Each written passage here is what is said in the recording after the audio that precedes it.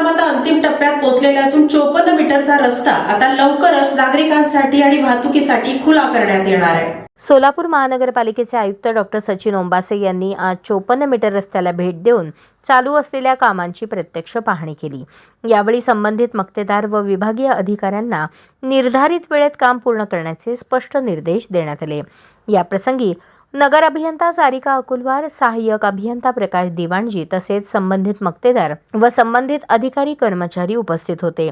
साहित्यरत्न अण्णाभाऊ साठे चौक ते दमाणी नगर रोडवरील रेल्वे ब्रिज पाडकाम सुरू असल्याने नागरिकांच्या वाहतुकीची अडचण लक्षात घेऊन महानगरपालिकेतर्फे 54 मीटर रस्त्याचा पर्यायी मार्ग म्हणून विकास करण्यात आला असून हे काम आता अंतिम टप्प्यात आले आहे।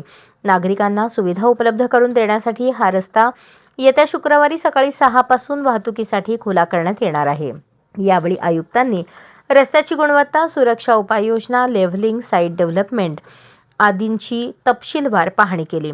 कामात कोणतीही ढिलाई न सहन करण्याचे आदेश मक्तेदारांना देण्यात आले। याचबरोबर रेल्वे गोदाम नागोबा मंदिर मार्गावरील रस्त्याचे काम देखील वेगात सुरू असून लवकरच हा मार्ग नागरिकांसाठी खुला केला जाणार असल्याची माहिती आयुक्तांनी दिली। आयुक्तांनी सांगितले की प्रशासन नागरिकांच्या सुरक्षित आणि सुकर वाहतुकीसाठी सातत्याने प्रयत्नशील असून पर्यायी मार्ग वेळेत सुरू करण्यासाठी सर्व विभाग युद्ध पातळीवर काम करत आहेत।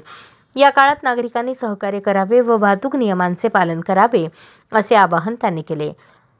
डॉक्टर ओंबासे यांनी नमूद केले की नागरिकांचे सहकार्य मिळाल्यास अधिक सुरळीत आणि वेगाने पूर्ण होतील। शहराच्या प्रगतीसाठी प्रशासक आणि नागरिक यांचे एकत्रित सहकार्य अत्यंत महत्त्वाचे आहे।